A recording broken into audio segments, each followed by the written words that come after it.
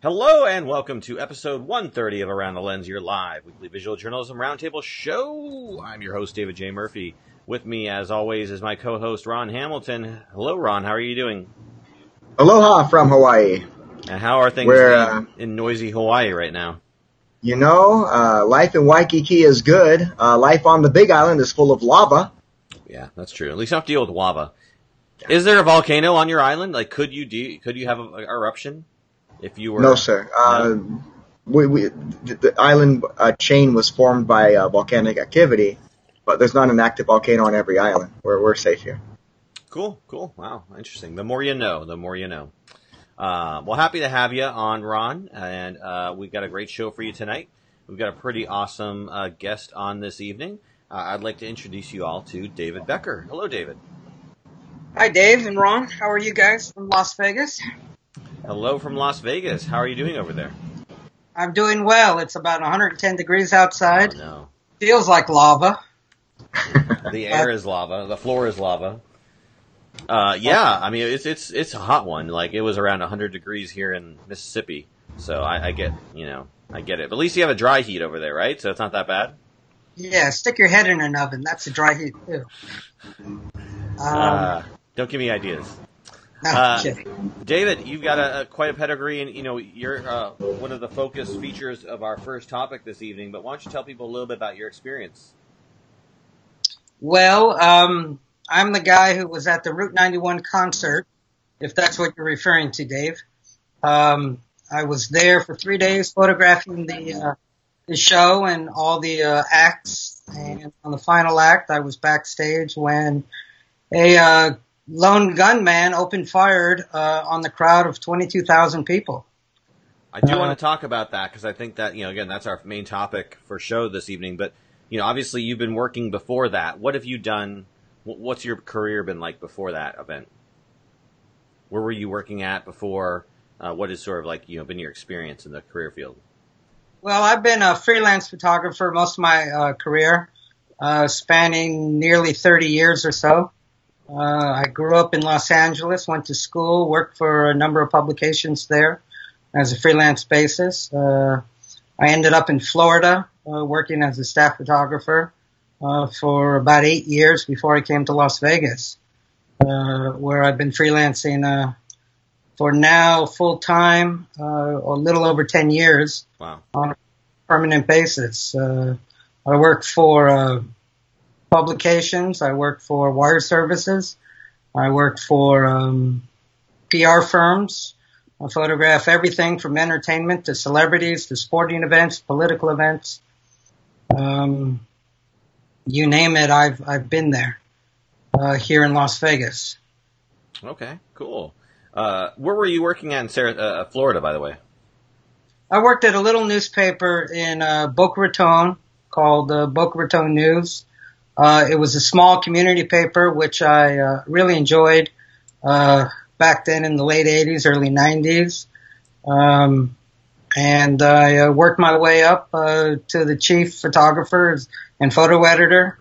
And I covered pretty much everything in town, competed with the major publications, the Miami Herald, the Sun Sentinel, and the Palm Beach Post. And I thought we did a pretty good job competing with those three major publications in our little community. Nice. Are you familiar with Sarasota? Maybe driven through, but I haven't, not familiar with it to the extent. All right. So the West Coast of Florida is not too much. You're not too familiar with the West Coast, or on long weekends I took trips out there, but other than that, I haven't really worked or associated with any of the publications or photographers out there. Right. So, I mean, is Boca Raton on the East Coast? Yes. Okay. It's a small community in southern Palm Beach County, pretty much evenly split between West Palm Beach and Fort Lauderdale. Okay. We were about 45 minutes north of Miami. Okay. Cool. No, there was a town near where I used to live in Florida called Boca Grande, but that's obviously not Boca Raton. No. A friend of mine lives in Miami, so nice place. I visited a few times. I'm from Florida originally, but What made you move to Las Vegas? It was a family business that needed some help, and I decided to leave my job in Florida and come back west to Las Vegas. The plan was to, work the business, sell it, and then I go back to my photography. Unfortunately, that took a little bit longer than was originally planned for. So it wasn't until about 2008 when I picked up my cameras full time. Oh, yeah. And I went from essentially shooting film to jumping right into the digital age to work my way up with equipment over the years. Now, you work freelance currently, right?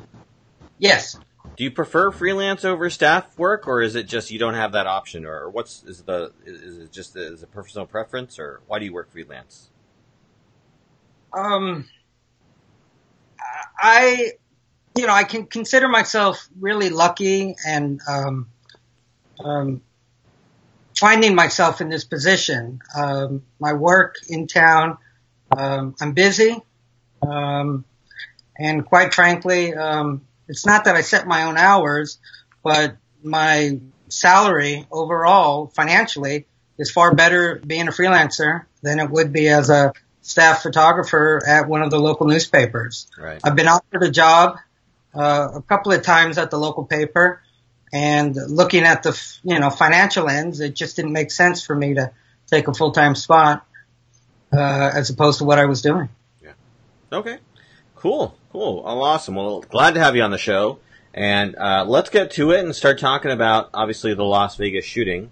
Now that was about a year ago, right? I think we recently just passed the year mark from that, if I'm not mistaken. Not quite a year. October will be a year. Oh, October. Okay. I knew we were near that, but obviously it's been almost a year since then, 9 months or so. Talk to me a little bit about what happened that night. Talk us through the story that happened. Obviously you said you were there for shooting the concert for 3 days. Go through kind of the narrative dialogue that led you up to. How'd you get sort of chosen for the event to shoot it, and then go leading up to the event that happened, and then how you reacted that night to everything going on.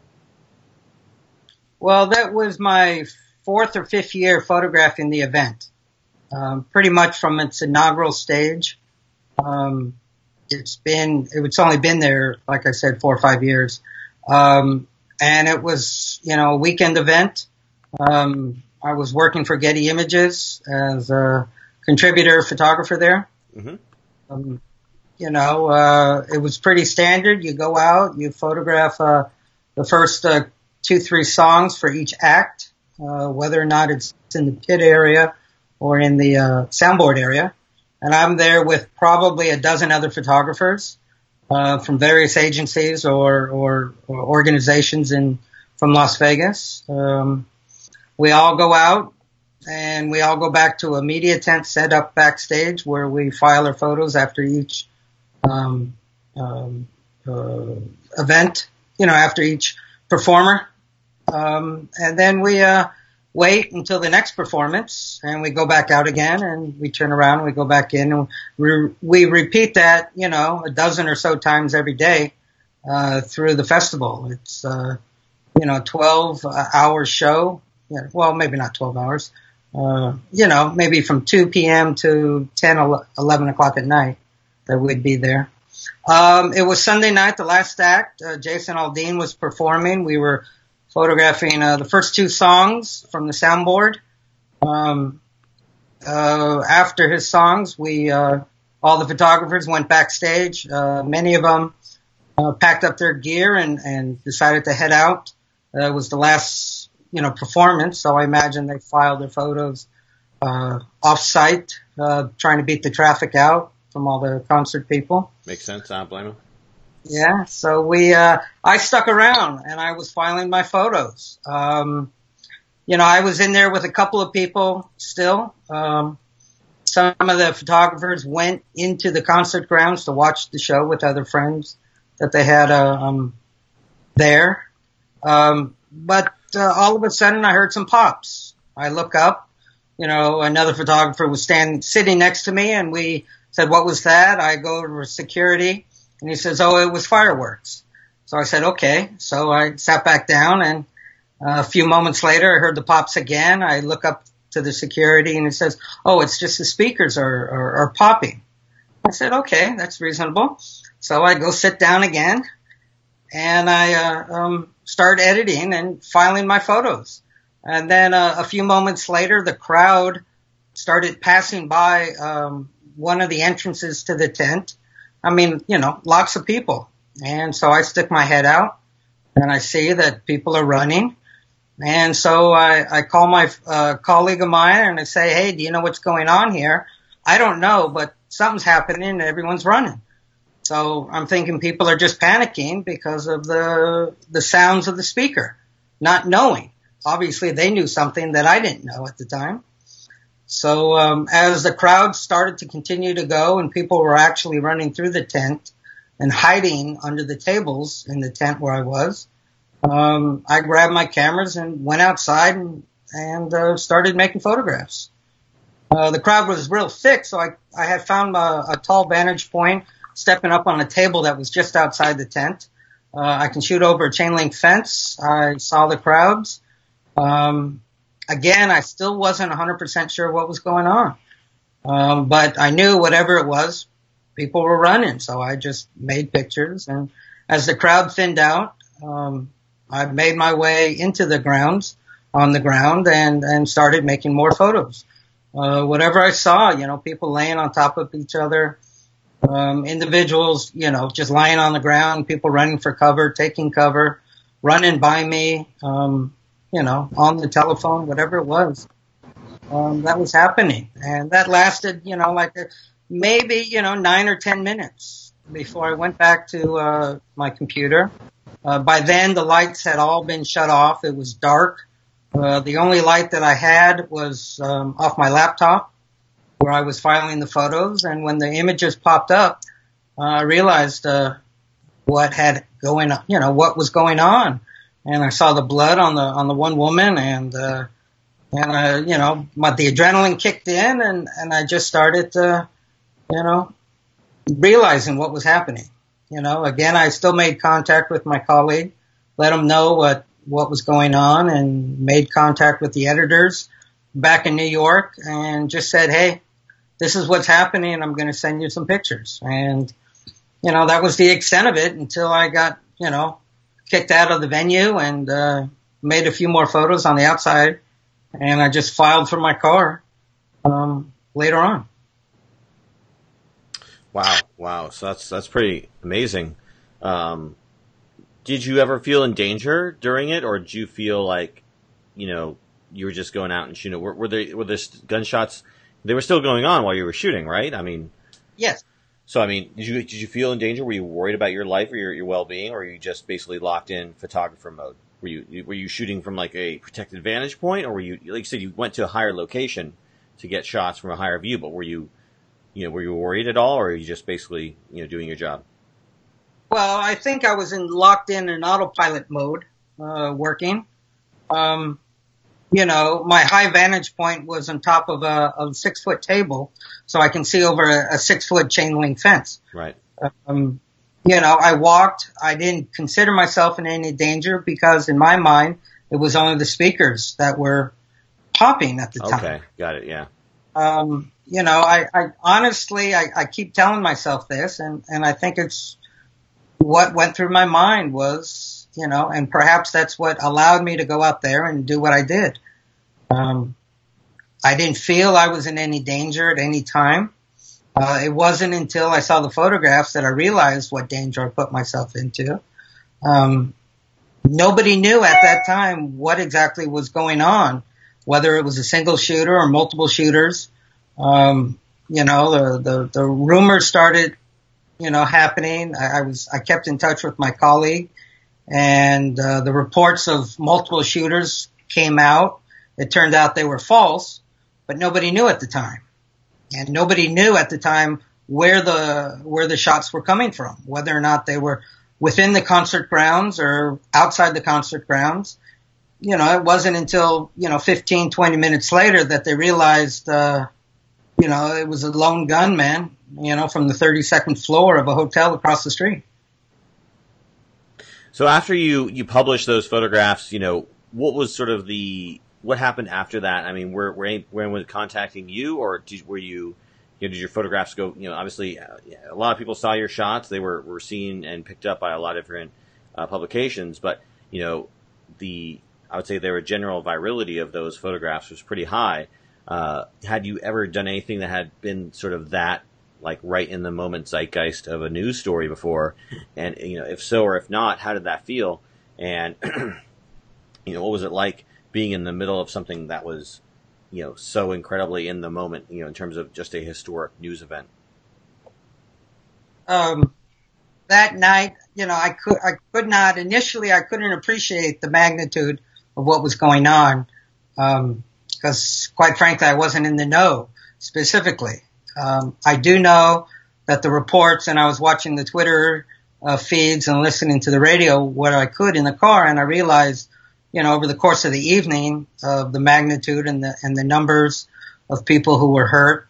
I can tell you, as soon as the photos went out, which was, I don't know, probably by 10, 15 minutes after the end of the shooting, I got a phone call, and they said it was ABC, and they wanted to talk about what was going on. It turned out it was the Australian Broadcast Corporation.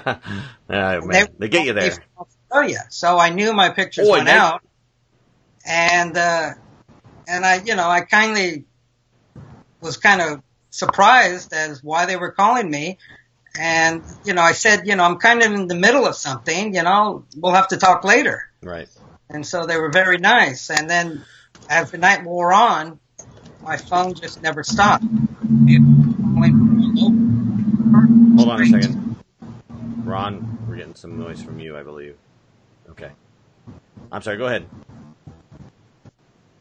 People were calling, like I said, from around the globe trying to get comments from me.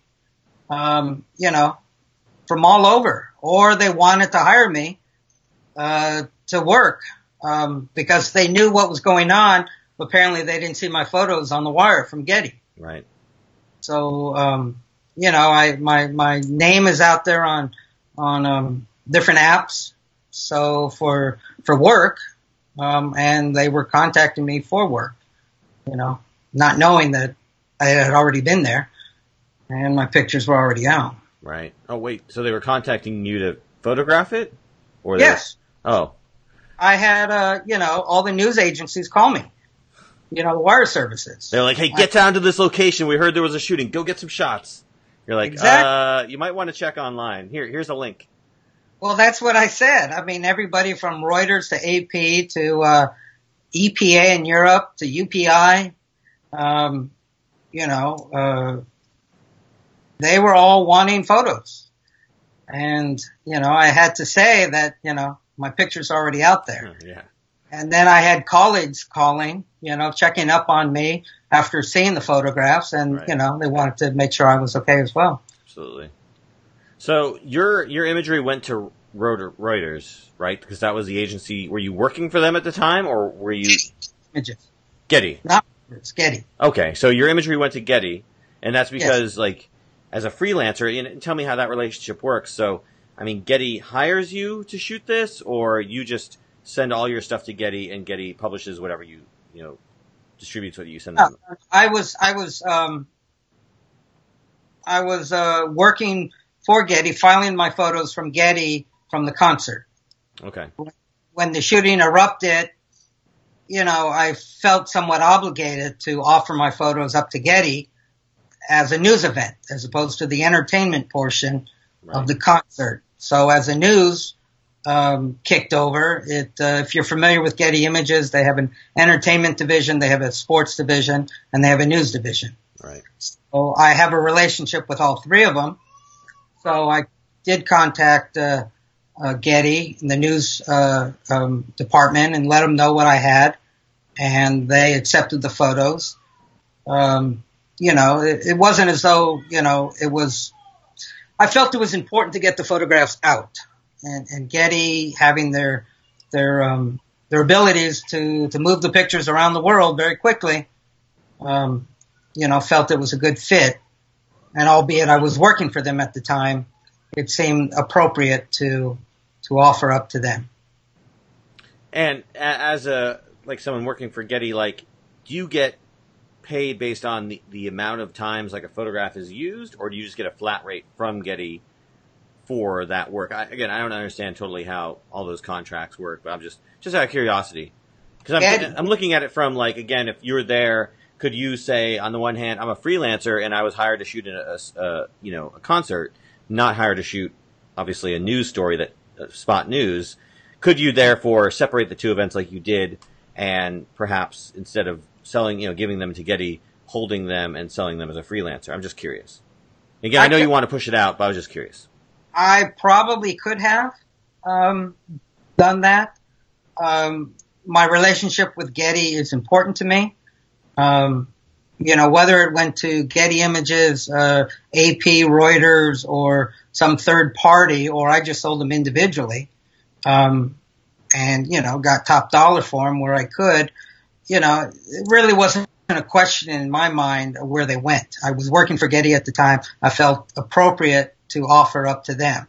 I wasn't really thinking about compensation at the time. After the fact, we had a discussion and we came up with an agreement, for the images and for payment. Obviously, it's a once in a lifetime event that, I think any photographer, would be present to. And it's not that it's unusual, but I find the images, compelling because they're shot during the actual event while people were actually running, and it's not as though it's after the fact and you're seeing the aftermath. So in that sense, they're very important. And I held out for more money, probably could have, but getting the images out was far more important in my mind, after the fact. And then my relationship with Getty is good enough that I can negotiate with them and come up with a settlement that would be appropriate for the situation. Okay, great. And have you ever shot anything to this level of sort of attention, or again, have most of what you shot been like you said, for local papers or local institutions? Have you ever shot anything that had this level of national and worldwide attention? No. I mean, I've shot many events where images have been published around the world, whether it's entertainment stuff or, the political events when, you get some oddball picture of the presidential candidates when they come through town, and, stuff gets picked up. But, I can't say that I've ever photographed anything with this sort of magnitude. Let me ask you this. Did any of your colleagues who were there that night, who left early, ever come to you after the fact and say, oh man, I missed that event? Or, were they, on the other hand, relieved that they weren't there at a shooting where, they could have been shot?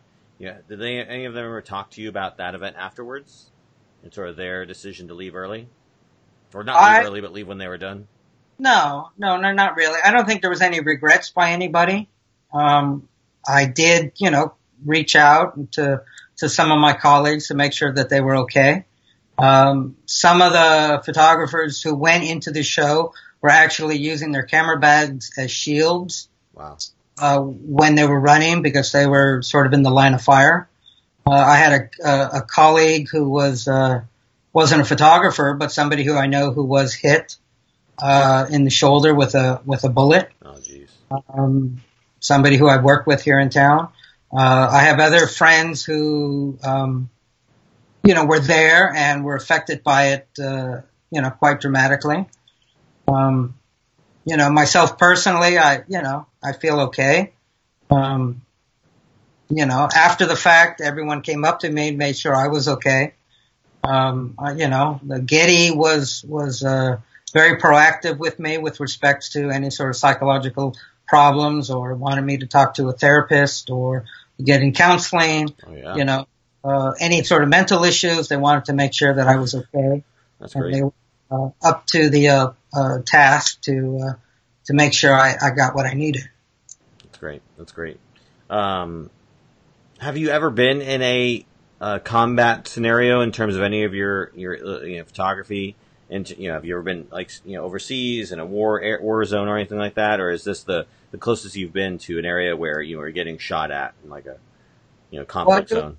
You had mentioned my photograph on my Facebook page, and that was actually shot in Tel Aviv during the first Gulf War, where I was. I was sent by my newspaper in Florida, who has a big Jewish population there. And we went and found some local people from Florida who lived in Israel during the while Saddam Hussein was launching Scud missiles into Israel. So there was air raid sirens and incoming missiles, not knowing where they're going to land. But I felt pretty safe there. Down in Miami, riots. There's gunfire there that I took part in, trying to document, but nothing to the extent like what happened on October 1st. Ron, do you have any questions for David about the incident? I know you had your friend correspondent. Well, we talked with one of your correspondents who reported from Las Vegas, but do you have any questions? Right. No. Last year, after the event, we had one of our correspondents from Las Vegas come on, but she was there after the fact. She wasn't there in the thick of it. No, I looked at your pictures, remembering them again in the Washington Post today in preparation for the show, and it is beautiful work, David. Hats off to you. It's really, really nice shots there. Especially under the circumstances. You're right, especially under the circumstances. You deserve a raise. Do you have, obviously it's a horrible event, but is there a certain photograph that sticks out to you from the event or from that night that, sticks with you as either being, especially good or especially impactful? Well, there's one photograph there when I sent it out, not knowing, but I think a lot of people assumed that there were 3 people lying on the ground. One woman had blood running down her legs.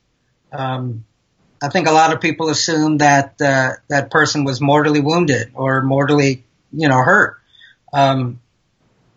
Unbeknownst to me, about 4 or 5 weeks after the event, I got an email from one of the people lying with that woman. And she said she wanted to let me know that she had just seen the photograph. And that was her in the photograph with her friend who was shot in the leg. The friend who was shot in the leg could not move, and her friend couldn't carry her out. So they lied still until there was a third man laying there. He came to help. There was gunfire at that moment when I was photographing, so they were all sort of lying still. After the gunfire ceased and they were able to escape, the 2 able bodies helped the wounded person out of harm's way. The wounded person went to the hospital, and a day or 2 later, she was back home in Colorado recovering. So that, to me, is probably the most impactful story out of everyone is, this one image. And then, she quite frankly, she was honest with me, and she said it really helped her with her recovery, seeing the image. So that for me is pretty positive and the most meaningful as far as the images. I really like the shot of the woman pushing the wheelchair-bound individual, because I think it's just, showing no fear in the sign of what's going on, trying to get this wheelchair-bound person out of there. I think that's one of the images that sticks out to me. Ron, are there any images that stick out to you from the event that you want to mention to David? No, I'm looking through them again as we're talking here again, and it's just really beautiful. I think is this yeah, go ahead. I was just going to ask before you. I like the cowboy hat there. So the hat just on the ground there. That's a nice. And they're all beautiful work. I can't single anything out. This is all good. Was that 24-70 2.8 you were shooting that night?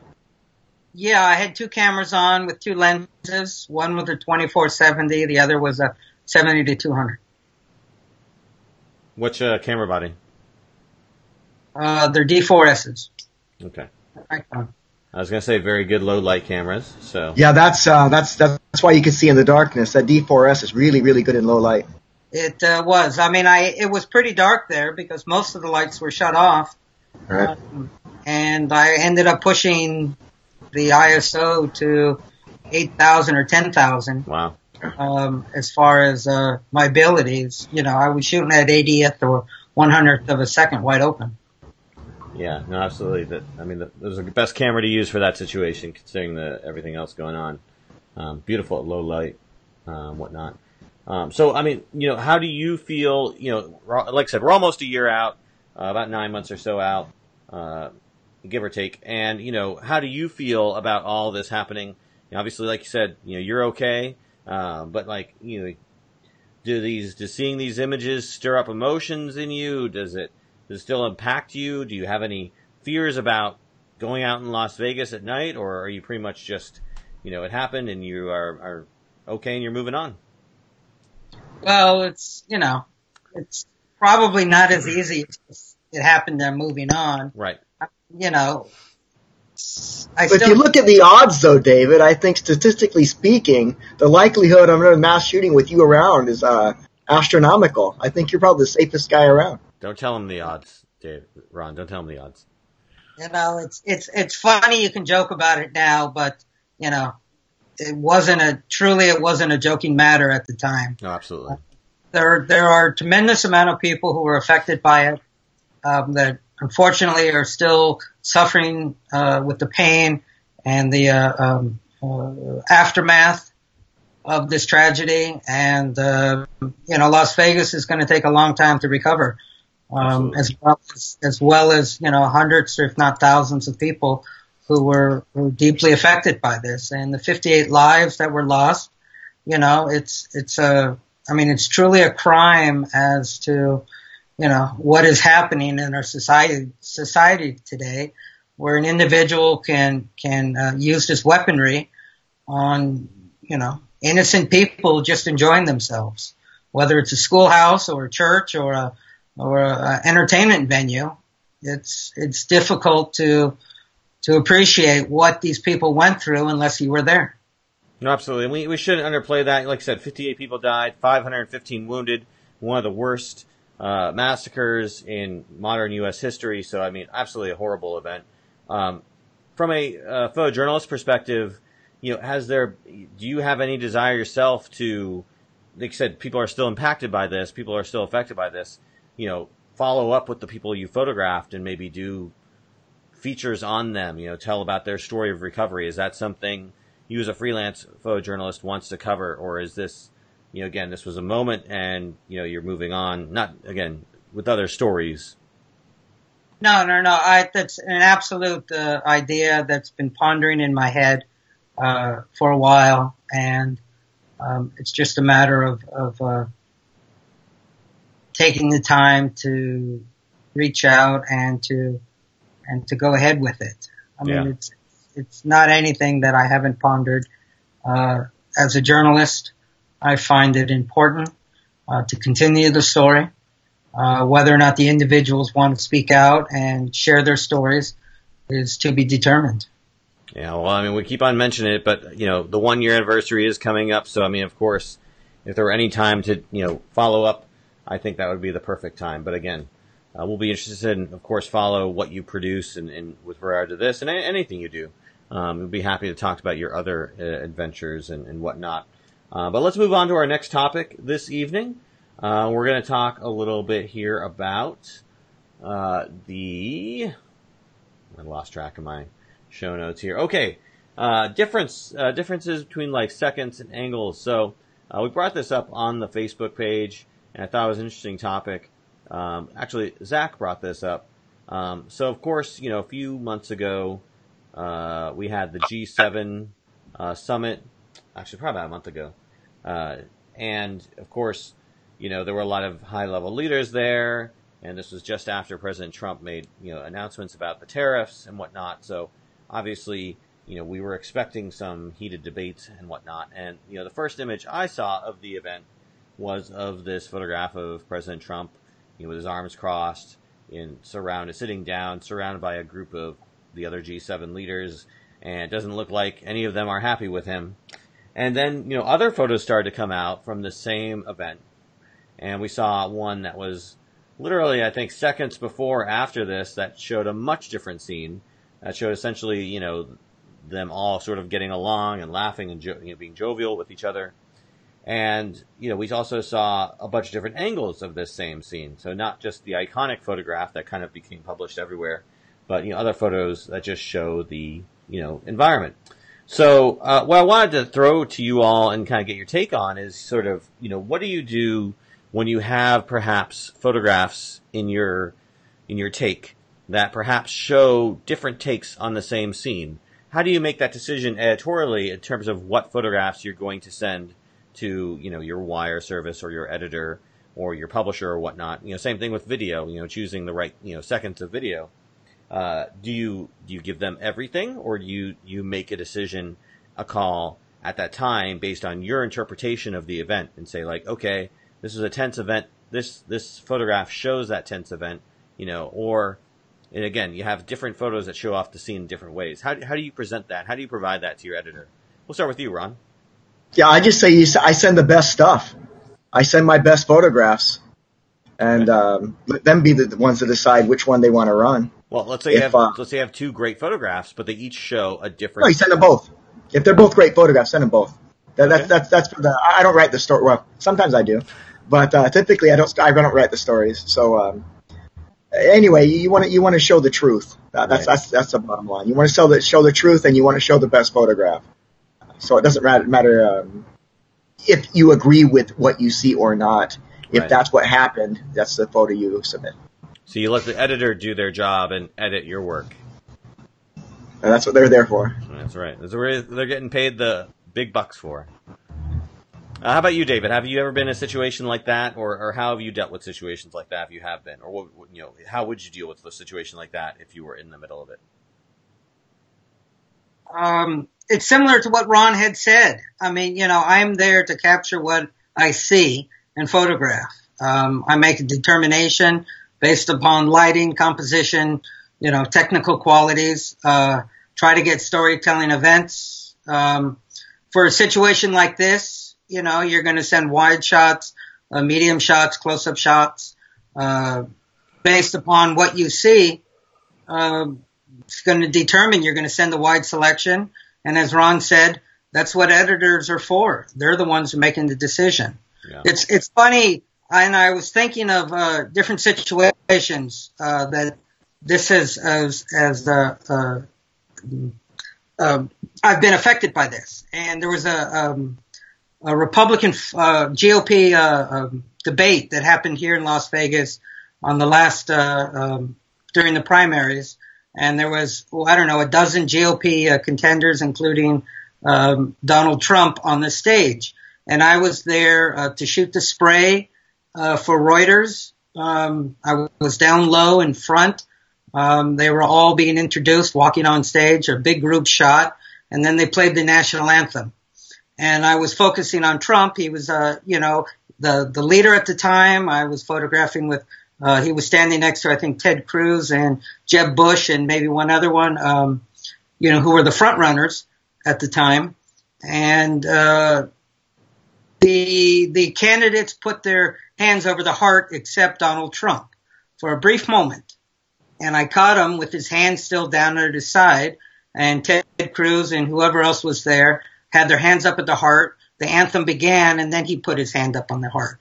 Well, I didn't edit the photographs. They were all sent to Reuters, and an editor chose to run one of them at that moment where Trump had his arms down at his side, and the other two were up. And so there was a big stink on the internet about how Trump was unpatriotic and wasn't, didn't have his hand over his heart during the national anthem. Obviously he put it up a few moments later, but, there's that moment there where someone could take that image and run with it, which it was. And then obviously it was refuted, by another website saying, look, he did have his hand over his heart. This didn't happen. It was a fake photograph. Well, in reality, it did happen. There was, maybe 2 seconds of time, and I happened to catch it right before he did. So, it's the same situation. It's an honest photograph. It's just maybe not storytelling, but it was still put out there by editors, and, not by the individual photographer. Can you imagine if Donald would have been waving at his friend or something at that point, and you would have caught that photograph? What a stink that would have caused. Well, Or if he made like pointed fingers, or did a dab.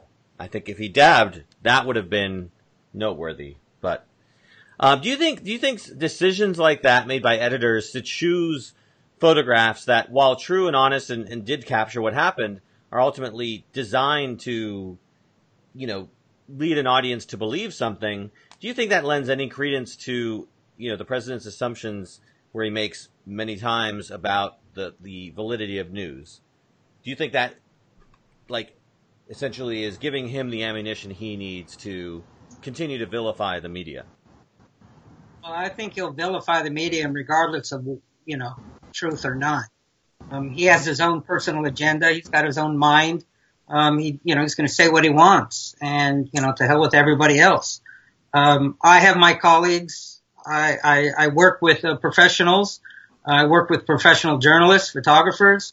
We're not out to give shade or lend one side or the other credence. We're there to do a job, and we do it honestly, objectively, and professionally.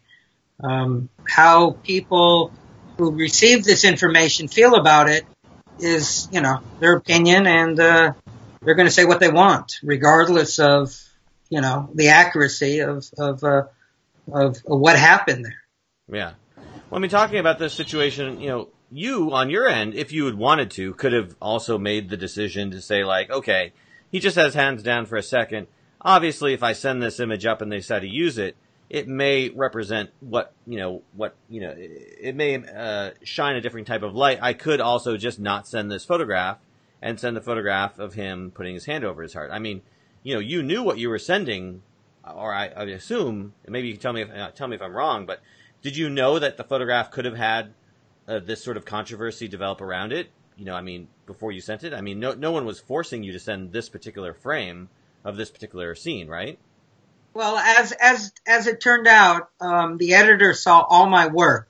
The way Reuters have their software set up is they're going to look at all my images on my card, selections, and then pull the images off my laptop via the internet and run with them. The images. Okay. I remember photographing it. I remember seeing him with his hands down as the other people put their hands up. I knew it would make an interesting photograph if he never put his hand up. Right. But, as far as the whole patriotic issue that he's, clamoring about with the NFL, et cetera, et cetera. Yeah. But I remember shooting it, and I remember seeing it, and I thought to myself, this would be interesting, if in fact that, he was caught with his hands down for, a long period of time. For those, few brief moments, I thought about it, but then I move on, to photograph everybody doing whatever it is that they're doing. Right. But I made a conscious realization that he had his hands down when I photographed him. No, absolutely. No, it's good what you said about you're professional. You work with professionals. You try to tell the story exactly as it is. But what David was saying earlier, there are people who have an angle in their journalism. They have an agenda, and there may be somebody out there who would say, "Oh, this is my chance. I've got a shot of Donald Trump with his hand down. This is going to be awesome. I'm going to send this." Wouldn't that lend credence to the fake news? Well, it's technically not fake because he was photographed with his hands down. Right. Briefly, however briefly it was.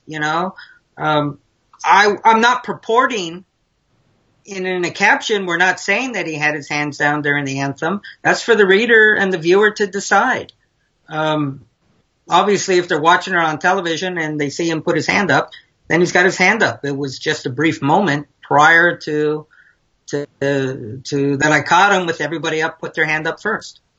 I think you answered the question. I mean, you said that essentially your editors can see everything you shot, and they chose the photographs that they wanted. So, Exactly.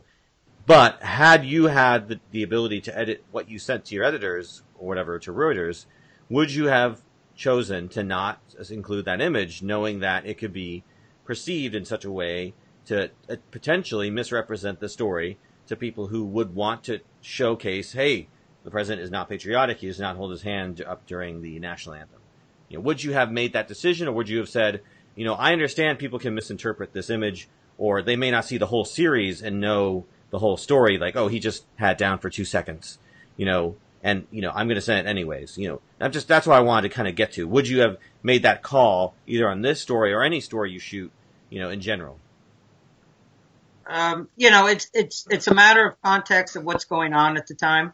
I mean, had I gone back and I was looking through all my images, and there's one frame or 2 frames with him with his hands down and everything else with his hands up, it probably wouldn't have been an issue, and I probably would have went right by it. Right. Not noticing it. I mean, I'm not out to try to get anybody personally. I don't have an axe to grind. My personal feelings about what's going on is my personal feelings, but when I'm working, I'm working. Yeah. And, as a journalist, one has to be respectful and objective. And, am I going to send a phony picture of Donald Trump or Hillary Clinton? Sure, if that opportunity is available. I mean, I'm trying to make interesting photographs of moments that you're not going to see on television, or you're not going to have the ability.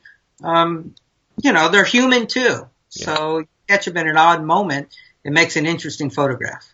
Yeah, I know. I mean, if I'm shooting something and again, I'm shooting as a freelancer, I don't owe anything to anybody.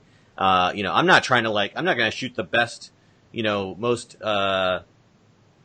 pretty photograph of you. I'm going to shoot the photograph where you're like half an eye is open and you're kind of, you got a weird smirk on your face, and you got your mouth open in a weird way. That's going to get up there too, Like I don't owe anything to you as a person, I'm just trying to give my editors every single option they want. That might be the photo that sells, especially when you have, certain, shows or whatever that want to make fun of anyone. They're going to pick the photograph that's not as flattering. Absolutely. So, yeah, no, I mean, I guess at different situations and whatnot. Me personally, I mean, I would just make sure whatever photograph I'm sending represents the whole story, to the best of my, capability, Obviously, you can shoot video and you can see everything that happens and pull frames from whatever you want and paint those frames however you like. But I don't know. I think I would be hesitant, like you said. You like you were doing it yourself. You may have gone over that because you're shooting a bunch of different frames of that, and you're shooting the frame that is most relevant to the situation. So you may have just gone over it and whatnot. So I probably would have just gone over it as well. I probably would have just picked the frame that most represented, like, okay, here everybody is holding their hands. I probably would have thought like, oh man, I can get them if I just publish this photo. But well, there's also the one where I'm shooting pictures, click, click, click. Oh, somebody's in my way, and I missed. Okay, well, I'm gonna send this one. Yeah. This doesn't tell the exact story, but gosh, it's a great photograph. Let's just send that. Yeah, I mean, I'm probably the kind of photographer who would just send an overabundance of shots to my editor and say, like, listen, here's the shotgun blast. You refine it. You pick out the best, and I'll call it that. Here's a shot of him with his arm down. Here's a shot up, and probably wouldn't think about it because I'm probably dealing with get under deadline trying to get this done, and I'm trying to go off to something else. And it is what it is. I'm not thinking about the consequences of how they use their photographs. I'm just trying to give them honest to goodness which you did. You gave them the honest picture of what happened there that day, and they decided to use it how they wanted to use it. And it's like Zach has said many times when he has had his Charlottesville photographs or out there, it obviously displays a certain thing that's going on that is hard to dispute, but you'll have people on both sides of the aisle using the imagery however they want to use it. So even when you upload the most flattering photos of the most congenial and benign stuff, you're going to have people on either end doing what they want with it, to tell whatever story they want to tell. Well, in today's unfortunate political scene and the cultural, and you're looking at the headlines today, and it's an uncivilized world we're living in here, and it's an uncivilized war.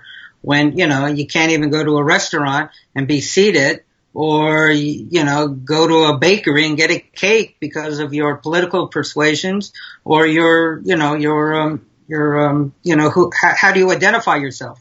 It's difficult in today's world, and, any photograph, put out there, especially the ones here at the G7 are going to be, interpreted differently.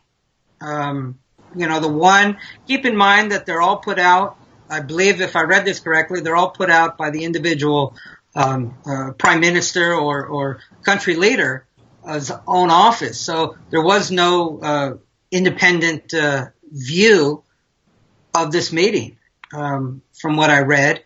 And so, again, you have to look at it with skepticism with respects to where the image came from.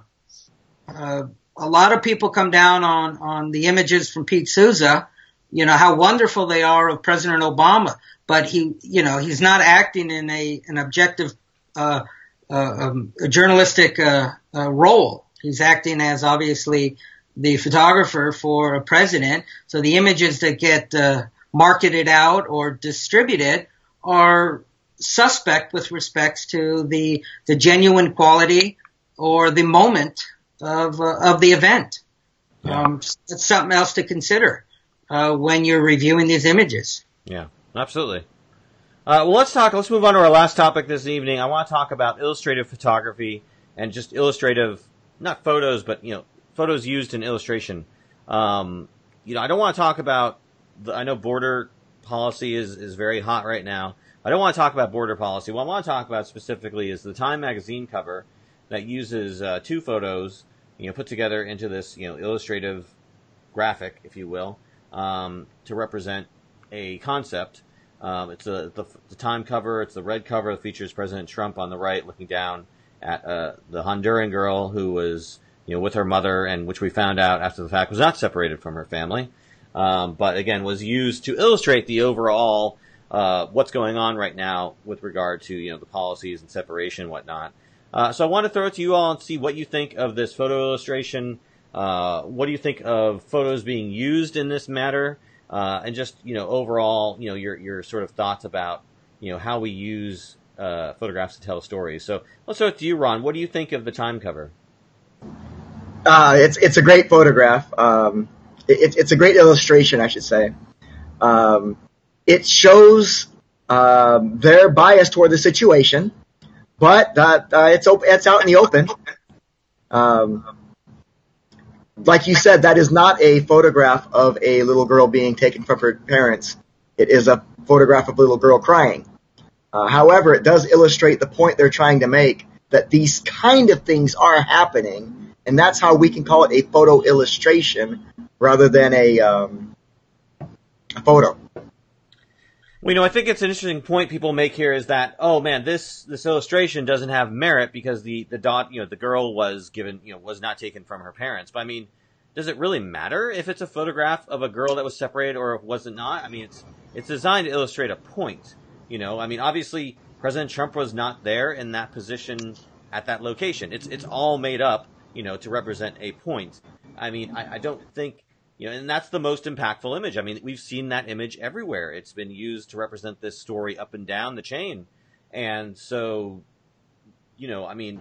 And that's why it's legitimate. It's a legitimate use of the photo as a photo illustration. Right. It's a story about America's policy, and it's a beautiful illustration.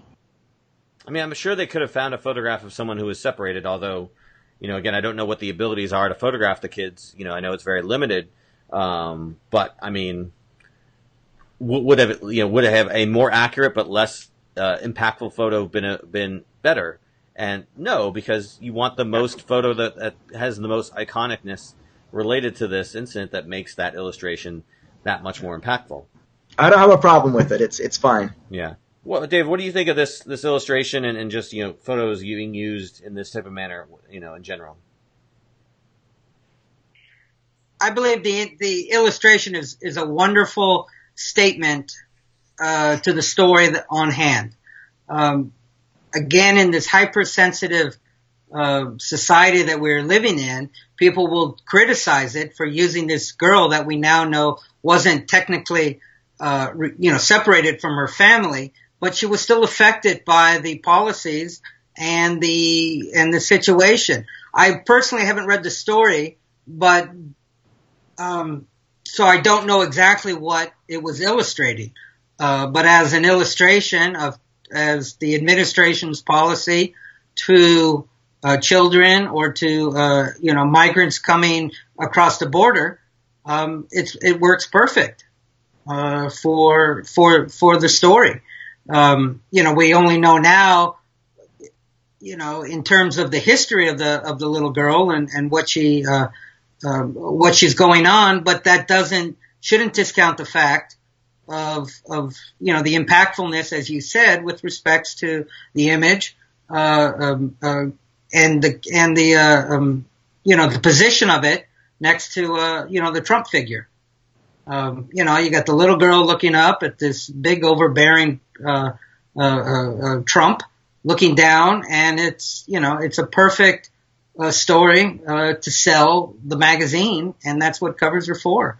To sell the magazine and to sell the stories and to tell the story.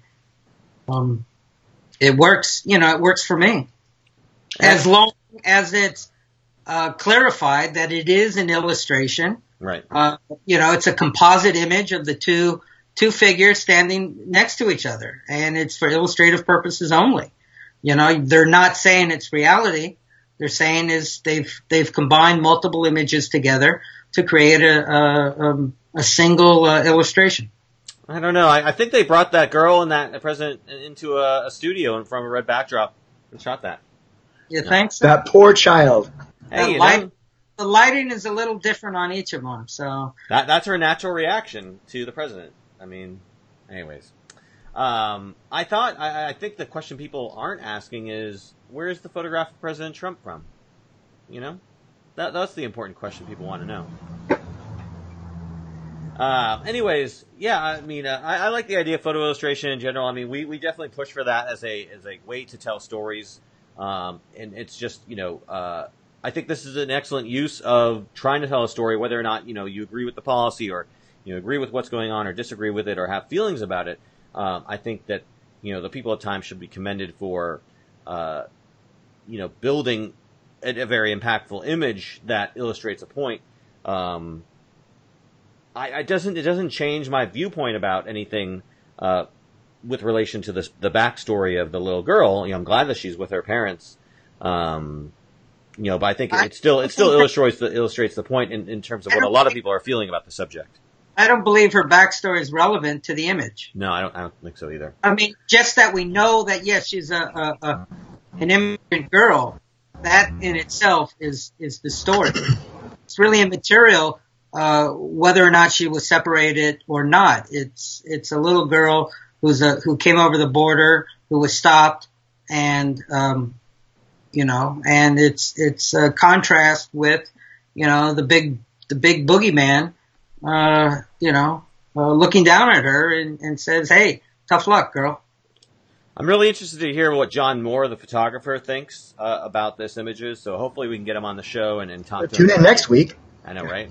We'll see. We can only be so lucky. But again, if this is the kind of thing we talk about, it's like if John Moore is someone who just agrees with the policies of the president, he may be miffed that his imagery was used in this matter. It's like any image. Again, it's like any image can be taken any direction by anyone who wants to take it anywhere they want, especially when it's out there on the wires.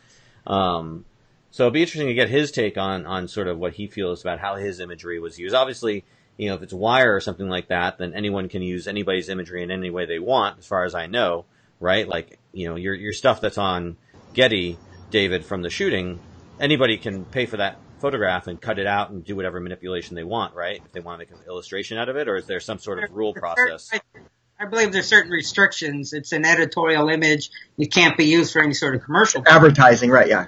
Yeah, it's not for commercial use. It's for editorial use only. Does this cover count as editorial or advertising? In your if this were in your opinion, in my opinion, it's editorial. Albeit there's been cases and arguments that it's the cover of the magazine and it is what sells the magazine. Yeah. But I believe they've ruled that it's editorial, and obviously this image is used in an editorial content. Right. In an editorial context, should I say. Okay. So, like, for instance, your imagery from the shooting, can't be used by, somebody who wants to sell something, for like advertising packaging or something like that, or any shots, unless there's certain, not saying from the shooting, but anything you provide to Getty. Like if somebody wants to use it for commercial purposes, obviously if it's news photographs, so you have to have a model release if you want to use a photograph of anybody you shot for a news purpose, for commercial work. But like if it's something benign, like an object, then would they work with you? Like, hey, this guy wants to use this photograph you shot of a statue or something for the cover of their, video game. Would then that be something where Getty would have to work with you to get like commercial rights for that, or is that something that they would work on and just tell you, hey, we sold this thing for a commercial, here's an extra bunch of money? I don't know. Well, it works. I mean, I'm out of the picture when it comes to images up on Getty, so it's their. I like that, out of the picture. Good. It's their, whatever contractual agreements they have with the individual person who's buying it, and whatever rules they set out for the image. Anything used for commercial that contains a person who is identifiable, yes, does need some sort of release when it comes to a commercial aspect. Mm-hmm. But when it comes to editorial, you do not need a release. Right. As far as objects or beauty shots or landscape shots or sunset shots, I'm sure they could probably use in a commercial basis without any issue. They're just paying more for it because of the commercial aspect as opposed to an editorial use. Yeah. And then you would get paid more for that because they're paying more for it. Right? That is correct. Yeah, okay. I was just trying to understand how the whole freelance business works and the whole, working for an agency. So just trying to clear that up. And I remember there was the editorial controversy not too long ago where somebody photographed some, I think, Muslim woman in a Starbucks, and then it was used by a newspaper to tell a story that wasn't, that it was used in an editorial context, and there was that whole big hullabaloo about, her being upset that her image was used in the story when she had nothing to do with it, and it was used in an editorial context, so they were allowed to use that.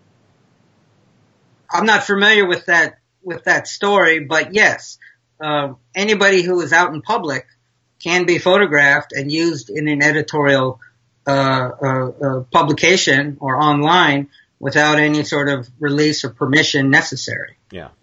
You always hear about sometimes too, it's like, somebody wants to do a story about AIDS or the HIV epidemic and they use somebody who doesn't have that, and now they're like, everybody thinks I have AIDS because of this story, So, yeah, interesting stuff. All right, well, I think that in itself would be untruthful because you're using somebody who doesn't have it, obviously. Well, you're using it as an editorial, just you need, you're not saying that they have their face of AIDS, you're just trying to say, like, let's say you use a photograph of a group of teens, all hanging out on the grass, and you want to say, AIDS is up amongst teens, this year, and I need a shot of teens. Oh, there's a good shot of teens that somebody shot, and, you're just saying AIDS is up, and then you're using a shot of people who may or may not have AIDS, you don't know. There's just an editorial photograph of teenagers. Would you say that's untruthful, or would you say that's using a photograph for editorial purposes? Well, it depends on if you're pointing one individual out or it's a big group of people. I think you can get away with that. But that's for another discussion on another day. Indeed. All right, let's roll into hour number 2. No, I'm just kidding. All right, we're going to wrap up this week's show. I want to thank you, David, so much for being a guest and talking about your experiences. Really appreciate that. Thank you so much for taking your time out doing that. Is there anything you would like to point people towards so they can find more about you, your work, or anything you would like to point people towards? I'm a modest guy. People know me. I'm modest. I don't toot my own horn. Las Vegas shooting was obviously extremely impactful, and I will speak out and do whatever I need to do to help people to acknowledge their existence. People are still hurting and suffering, and they need the respect and the time to heal. Yeah. I'm in Las Vegas. Used to say I'm in the book, but I'm on Google. So anybody who wants to follow up on anything, I'm more than available to answer whatever questions. When you say the book, did you mean the phone book? Yes, Oh my but gosh. that was a long time ago. Yeah, a little bit. You should also go to davidbeckerphotography.com, right? That is correct. All right. Also, you should go to David J. Becker on Twitter. I'm not Twitter, Instagram. Yeah, it's David J.A.Y. Becker. Correct. Oh, okay. So your middle name is also a letter. You're like Yes. Homer J. Simpson. Yes, but it's J-A-Y. Nice. I like it. All right, Ron, you got anything you want to throw out there? Other than be good, do good? 4 more years. Maybe. We'll see. We'll see. You never know. Well, I would just want to remind everybody, go to aroundthelens.com to stay up to date on all the stuff that we're putting out there. Subscribe to the show, of course, as always. If you have any interest in video games whatsoever, I highly recommend you go check out my new video game YouTube channel called Unlimited Draw Distance. I am putting new videos up there on the regular, just showcasing, first off, I went to E3 a few weeks ago, so I'm throwing up all the videos that I shot at E3, so you can get kind of the full experience of going without ever having to be there. And I'll also be, later on putting up original content that deals with the art in games. So, again, I'm sure there's a huge amount of the visual journalism audience that loves video games and would love to go check that out.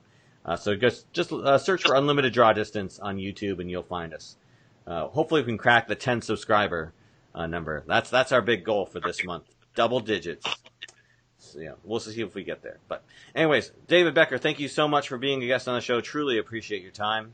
For Ron Hamilton, I am David J. Murphy. This has been Around the Lens episode 130, and we are out.